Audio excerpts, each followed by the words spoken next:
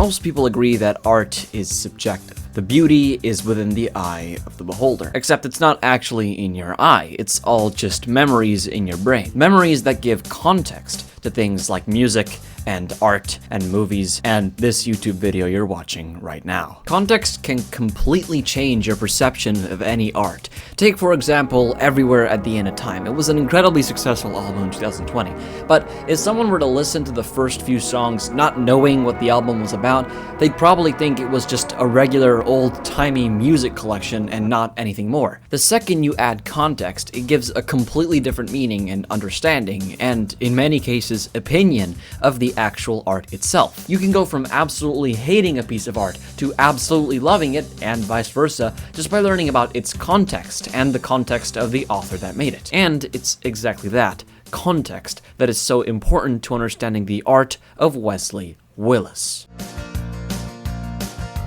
Rock and roll McDonald's. You've probably heard this song before. It plays in that famous documentary where the guy eats a bunch of McDonald's every single day called Super Size Me, and unsurprisingly, he gets very fat. But anyways, this song is called Rock and Roll McDonald's, and this is in reference to a location in Chicago called, once again, Rock and Roll McDonald's. This was Wesley Willis's greatest hit, and you probably think that this is because it's expertly written, or because it has a very original composition, or anything like that. But the thing is, as you listen to more and more of Wesley's music, you notice that they're all actually the same song, or the same few sets of songs. You see, Wesley did not compose music per se. He used presets on his keyboard and chose different chords for different feelings that he had with each preset. This means that listening to a Wesley Willis album, or just a single Wesley Willis song, leads to a very, very weird experience, where you feel like you're listening to the same song over and over and over again with different lyrics. This is the beginning to Rock and Roll McDonald's.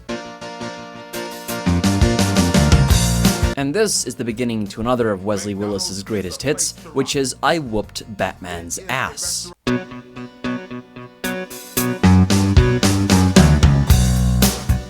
As you can tell, it's the exact same preset, but at a slower tempo and at a different scale. Alright, so if all of his songs are just the same few presets but manipulated differently per each song, then what makes Wesley Willis's music any unique? It could have been made just by any 14-year-old with a keyboard shouting random lyrics into a microphone. What gives?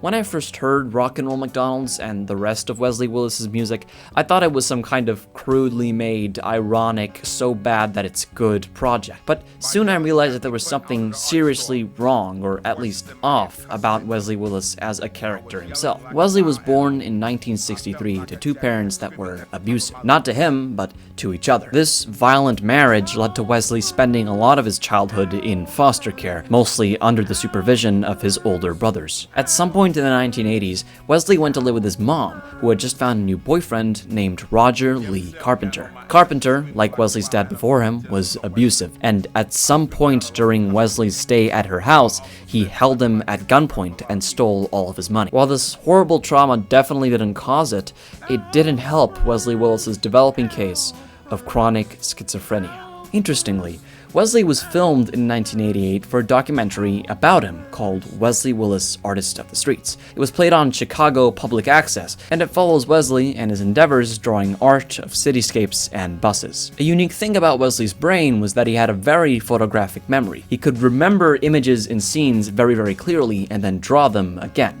An example is the bus scenes that he draws. Those buses you see on the street are actual real buses that Wesley saw. The numbers that he draws are real numbers of real buses with real routes. Interestingly, in this short 10-minute documentary, Wesley Willis appears perfectly calm and calculated, even sociable. However, just 1 year later in 1989 was when Wesley was diagnosed with paranoid schizophrenia.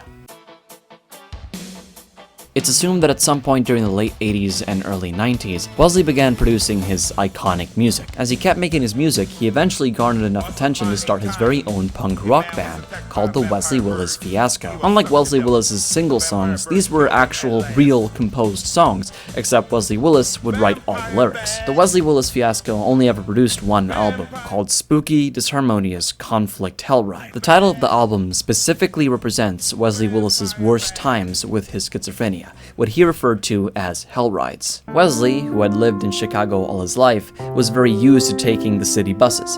However, now that he had schizophrenia, random attacks and outbursts were far more common for him. The voices in my head cussed at me.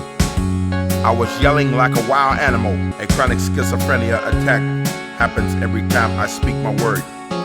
Then I start screaming. Everywhere I go riding on the CTA bus, all I hear is vulgarity. I hear no music at all. He referred to these moments as hell rides because, in his mind, demons were haunting his mind and ruining his joyrides, which were the moments in which he was composing music. And speaking of music, Wesley kept making more and more of it. After releasing his greatest hits album in 1995, the Wesley Willis fiasco was pretty much over, with Wesley producing most of his music solo. During his music career, Wesley was interviewed by both Howard Stern and Nardwuar, and whenever he would play at concerts or tours, he would always headbutt his fans, leaving a very iconic mark on his forehead. Eventually, after gaining enough notoriety, a simple documentary was made about Wesley called The Daddy of Rock and Roll. It was filmed in 2003, and it followed Wesley's daily life, doing things like recording music and coming up with his song lyrics.